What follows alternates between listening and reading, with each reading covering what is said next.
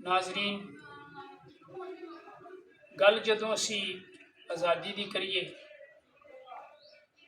तो उन्होंने बजुर्गों को जिन्हों ने आज़ादी वेखी है, जिन्होंने इस पंजाब की वंड हुंदी वेखी, उन्होंने जदों इस मौजू ते असी गल करने तो वो बजुर्ग सानू ये गल कहते हैं कि वो आज़ादी नहीं सी, वो एक कयामत सी। तो जदों असी उन्होंने आज़ादी की गल छेड़ने तो इंज लगता है कि जिमें उन्होंने वो जोड़े जख्म फिर फुट पेंदे ने, फिर उन्होंने जख्मों के विचों छवियां ते तलवारां के जख्म जोड़े ने उन्होंने विचों खून रिसना शुरू हो जाता है।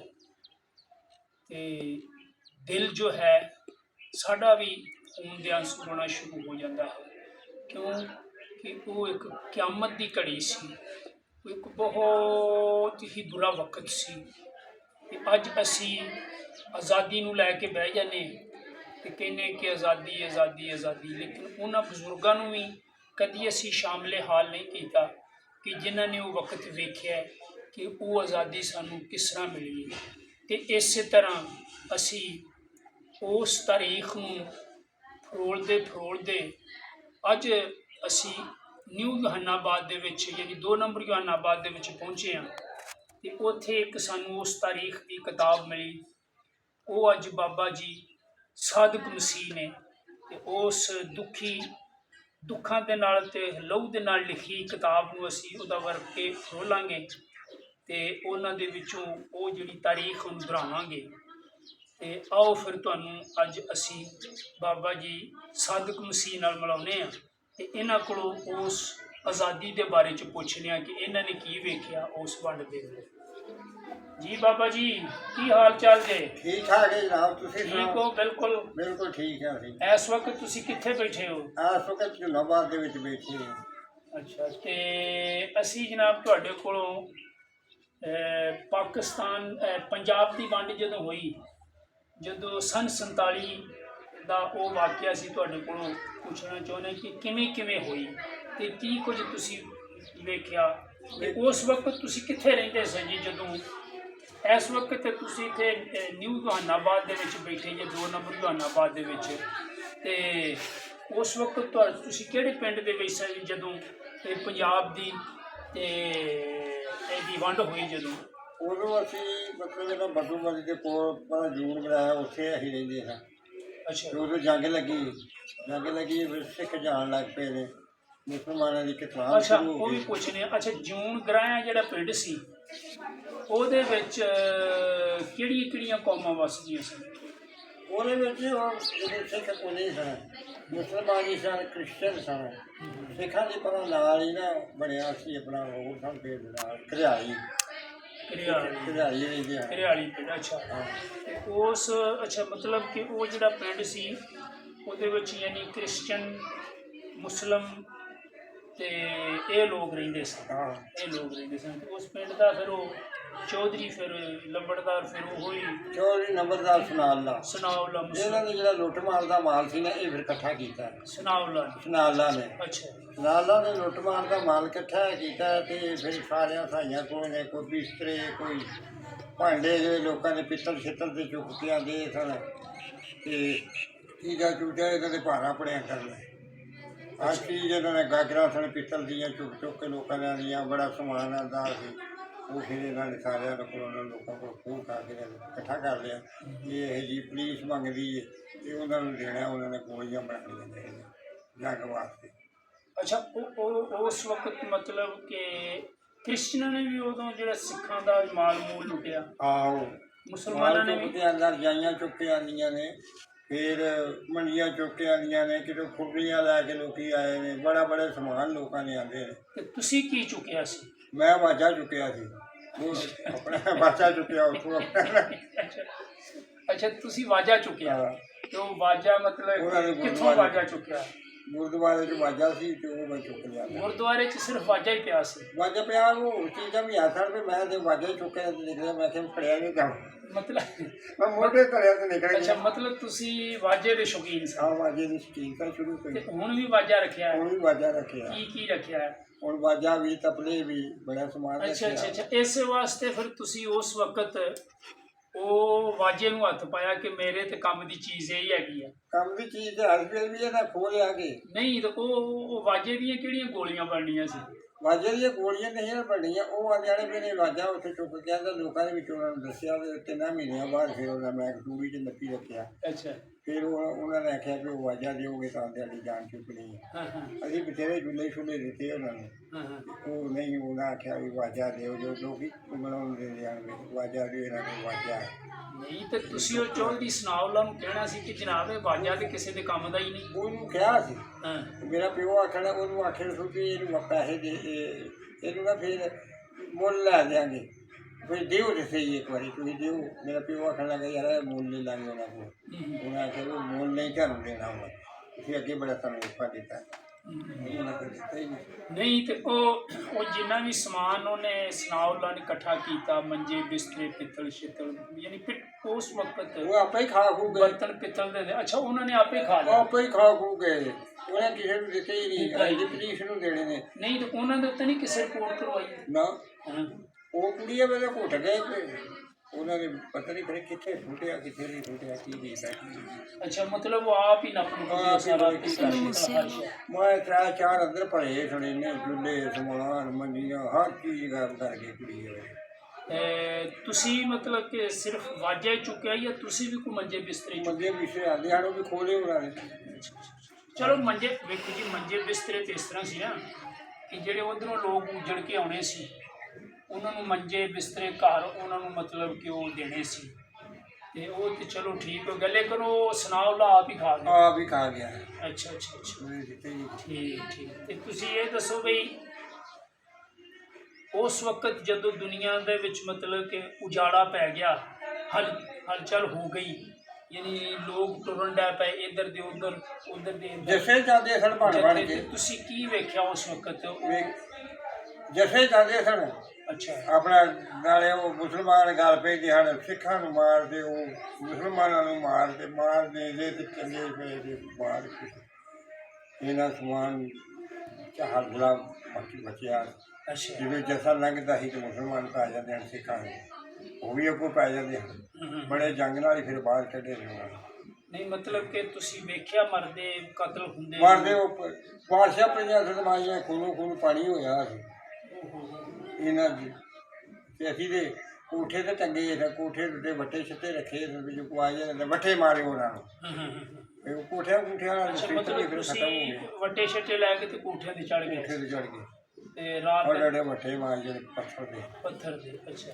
ਤੇ ਕੋਠੇ ਦੇ ਵੀ ਉੱਤੇ ਵੀ ਉਹ ਥੱਲੇ ਨਹੀਂ ਉਤਰਨਾ, ਉਧਰੋਂ ਪਾਣੀ ਸੀ, ਪਾਣੀ ਆ ਗਿਆ, ਹੜ ਛੁੱਟਾ ਸੀ, ਬਾਰਿਸ਼ੀ ਮੌਸਮ ਸੀ, ਪਾਣੀ ਪਾਣੀ ਪਾਣੀ ਪਾਣੀ ਆ ਕੁੜੀ ਆ ਥੱਲੇ ਵੀ ਨਜ਼ਰ ਮਾਰੋ ਪਾਣੀ ਪਾਣੀ। ਬਸ ਤਮਾਈ ਬੁੱਟ ਕੇ ਤੇ ਉਸ ਤੋਂ ਬਾਅਦ ਫਿਰ ਉਹ ਆਪਣਾ ਜਦੋਂ ਦੁਨੀਆ ਨਿਕਾਲ ਮਾਰ ਗਈ, ਜੈਸਾ ਆਖਿਆ ਅਸੀਂ ਭਾਈ ਇੱਥੇ ਰਹਿਣਾ ਕੋਈ। ਉੱਚੀ ਜਰਾ ਬੋਲੋ, ਉੱਚੀ ਬੋਲੋ। ਉਸੇ ਤਰ੍ਹਾਂ ਹੀ ਅਸੀਂ ਗਏ ਹਾਂ, ਉਸੇ ਤਰ੍ਹਾਂ ਹੀ ਗਏ ਤੇ ਜਿਹੜੇ ਗਾੜੇ ਰਹੇ ਜਿੱਥੋਂ ਜੱਗ ਨੂੰ ਲੱਗਿਆ ਤੇ ਮੱਠਾ ਹੋਇਆ ਨਾ, ਅਸੀਂ ਫਿਰ ਇੱਧਰ ਸਰਗੋਧੇ ਨੂੰ ਆ ਗਏ। ਸਰਗੋਧੇ ਨੂੰ ਆ ਗਏ ਅਸੀਂ। ਸਾਡੇ ਪਿਓ ਨੂੰ ਆਖਿਆ ਕਿ ਸਾਡੇ ਤੇ ਭਾਈ ਇੱਥੇ ਅਸੀਂ ਨਹੀਂ ਰਹਿਣਾ, ਤੂੰ ਡੰਗਰ ਸ਼ੰਗਰ ਲਾਇਆ ਵੀ ਸਾਨੂੰ ਇੱਕ ਵਾਰੀ ਛੱਡ ਕੇ ਆਓ ਤੇ ਘਰ ਸਾਨੂੰ ਛੱਡ ਕੇ ਫਿਰ ਬਾਹਰ ਜਾਣ ਕੇ ਡੰਗਰ ਨੂੰ ਬੁਲਾ ਗਿਆ ਘਰ, ਫਿਰ ਅਸੀਂ ਨਿਕਲੇ ਹੀ ਨਹੀਂ। ਫਿਰ ਤੁਸੀਂ ਉਸ ਪਿੰਡ 'ਚ ਨਹੀਂ ਗਏ? ਉਸ ਪਿੰਡ 'ਚ ਫਿਰ ਅਸੀਂ ਗਏ ਹੀ ਨਹੀਂ, ਸਾਰੀ ਉਮਰ ਹੀ ਅਸੀਂ ਪਿਛਾ ਪਰਤ ਕੇ ਗਏ ਹੀ ਨਹੀਂ। ਉੱਥੇ ਤੁਹਾਡਾ ਘਰ ਆਪਣੇ ਸਣੀ ਆ? ਉੱਥੇ ਘਰ ਸਾਡੇ ਆਪਣੇ ਸਨ, ਉੱਥੇ ਮੇਰੇ ਚਾਚੇ ਕੁਛ ਰਹਿੰਦੇ ਹਨ ਤੇ ਮੇਰੇ ਚਾਚਾ ਇੱਕ ਵੱਡਾ ਹੁੰਦਾ ਸੀ, ਉੱਥੇ ਵੀ ਜਗ੍ਹਾ ਹੈ ਆਪਣੀ, ਤੁਸੀਂ ਉੱਥੇ ਚਲੇ ਗਏ, ਅਸੀਂ ਉੱਥੇ ਚਲੇ ਗਏ, ਉਹ ਉੱਥੇ ਹੀ ਰਿਹਾ। ਸਰਗੋਧੇ?